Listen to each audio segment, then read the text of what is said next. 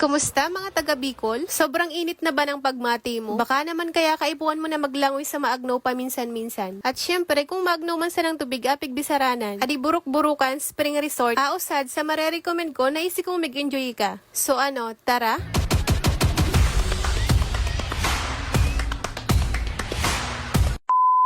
Amo di sabi ni Rang, mas maray talaga alakad na dari nakaplano ta madadagos. Arug ka di biglaan sa nadi. Paano kaya pinag-announce ko ka sa Reco 3 na mig-brand out ko no sadi ka na mo po alas 9 hanggang alas 5 sa apon. Kaya naisipan na mo bigla magpaburok-burukan na lang. Kaysa man sa magkulong sa tubaloy na nanginit na. Amo di sabing dulagan ta muna brand out.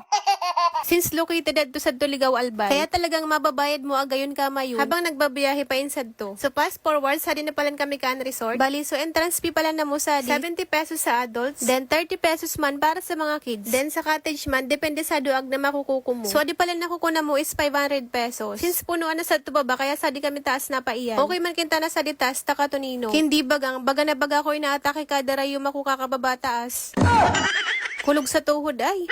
Sa tupasan ng padanlawas, nabigla na kami takadakol palan kataw sadi. Oh no! Atakit ang mga introvert takot sa kadakol tao. Nagkaulingan ni Quintana tulos kami. Hinding sabi ko ano pa man kiton sadi na kita.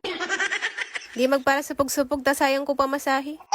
Nagsangli na palan kami saan kung mga bado na mo. Para makaregus na tulos since apon na kami nakaabot sadi. Adi palan tubig sadi, naggagalin pa sa bukal. Kaya talagang maagnaw saka malinig. So aguman sadi pool para sa mga kids o mga igin. As you can see talagang nag-i-enjoy sila. Syempre pwede man sadi ang mga gurang. Depende ka ninyo kung sari ka mo magpwesto. Since tuluman apple sadi na pwede ninyong pagpilian. Di pala ako nakapag-video ko sa diri ko pero natry ko man ngamin. Puro pariyo manan maagnaw since usad man sa na pinagagalinan ka tubig. Again galin po adi sa bukal na pinipilter kaya malinig. Nadawa diri na kamo magbalnaw sa gripo okay lang. Pero syempre, kay puan pa man agad magsabon saka mag-shampoo para matanggal sa mga muritang nasusuksok. Adi palang tubig na nagbubulos sa galin man sana sa bukal. Nabayad ko ni si tatay nag-inom. Kaya curious man ako kung ano lasa. Kaya ginibo ko nag-inom man ako. Pero in fairness, masiram. Lasang juice, charis. Pag mga arog na palan kading oras, medyo nagbabawas na tao. Ta nagsasarado man kaya sarasading 6 PM. Kaya kung mababayad mo, mainag na di mga tao. By the way, nakaregus sa ka nakapagsangli naman kamisahan. Inuulat ko na lang di mga pag-iriba ko. Tama nga nag-aralupan na baga.